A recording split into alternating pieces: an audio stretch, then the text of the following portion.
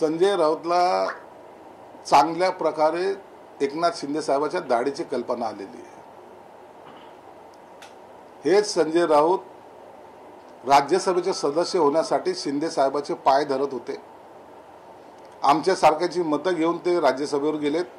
अवघ्या अर्ध्या मताने ते निवडून आलेले आणि दाढीने एकदा त्या दाढीवर हात फिरवला असता शिंदे साहेबांनी तर यांना बोंबलायला सुद्धा जागा राहिली नसती। ती खरं तर शिंदे साहेबांची झालेली चूक आहे। म्हणून तुम्ही कालही बी बोललो, दाढीला हलक्यात घेऊ नका। आताही सांगतोय, दाढीने आणखीन खरं रूप तुम्हाला दाखवलेलं नाही। हा झाला एक पार्ट 2 जेव्हा येईल, दाढी पार्ट 2, त्या टायमाला तुमची खैर राहणार नाही। ज्या संयमाने ते घेत आहेत, आज महाराष्ट्र पाहतोय एकनाथ शिंदे साहेबांबरोबर जे अवाच्य भाषेमध्ये बोलतायत, ज्या खालच्या पातळीवर टीका करतायत।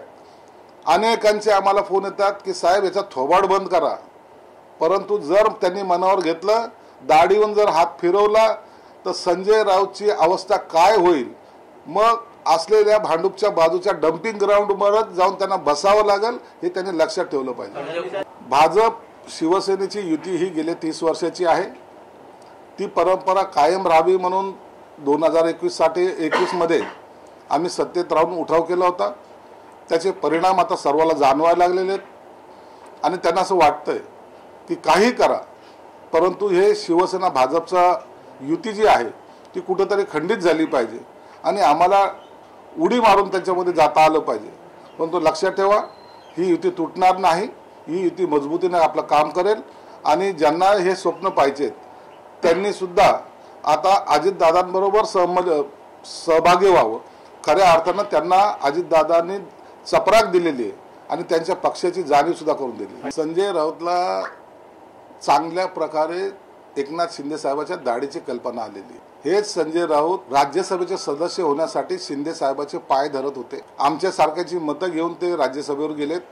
अवघ्या अर्ध्या मताने ते निवडून आलेले आणि दाढीने एकदा त्या दाढीवर हात फिरवला असता शिंदे साहेबांनी तर यांना बोंबलायला सुद्धा जागा राहिली नसती।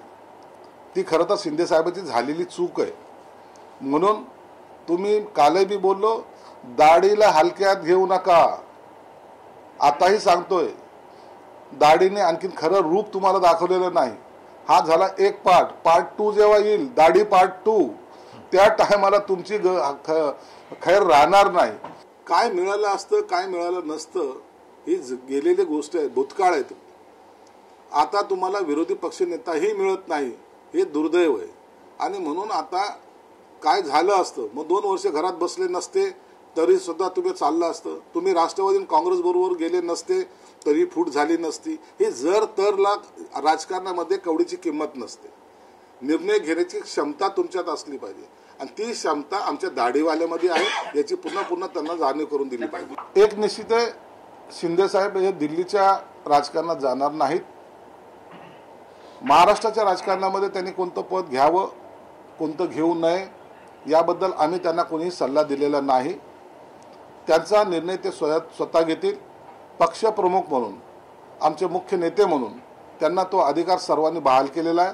म्हणून शिंदे साहेब जोही निर्णय घेतील तो आम्हाला मान्य असणार आहे। म्हणून काय होईल उद्या याचा सर्वस्वी निर्णय एकनाथ शिंदे साहेबांच्या हातात आहे। एकनाथ शिंदे साहेब काल आलेले, तर आपणही पाहिले असेल की त्यांना आताही बोलायला थोडा त्रास होतोय।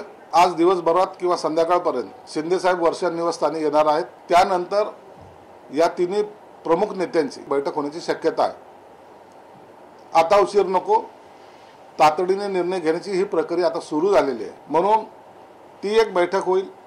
दुसरी बैठक जी आहे भाजपच्या वरिष्ठ नेत्यांची सुद्धा होणार आहे असं माहिती आहे। दिल्लीहून अमित शहाशी त्यांची प्रेस कॉन्फरन्सवर या तिन्ही नेत्यांची सुद्धा संवाद साधला जाणार आहे अशी एक माहिती आहे। संजय राऊतला आता कुठं नाही, तो कोणत्याही बाजूचा राहिलेला नाही। धोबी का कुत्ता ना घर का ना घाट का, अशी ह्या संजय राऊतची अवस्था झालेली आहे। दुर्दैव एक आहे, ज्या आस्थनीमध्ये हा साप मोठा होतोय त्यांना तो रोज डसतोय आणि त्यांना त्याची कल्पना सुद्धा होत नाही, जाणीव सुद्धा होत नाही। काही काळानंतर जेव्हा जाणीव होईल त्या टायमाला सर्व पुलाखालचं पाणी वाहून गेलेलं असेल, मग फक्त रामनामाचा जप केल्याशिवाय यांच्यासमोर पर्याय राहणार नाही.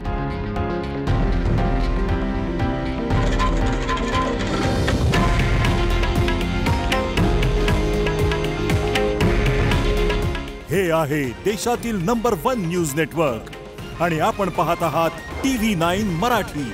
काळजी तुमची, हित महाराष्ट्राचं.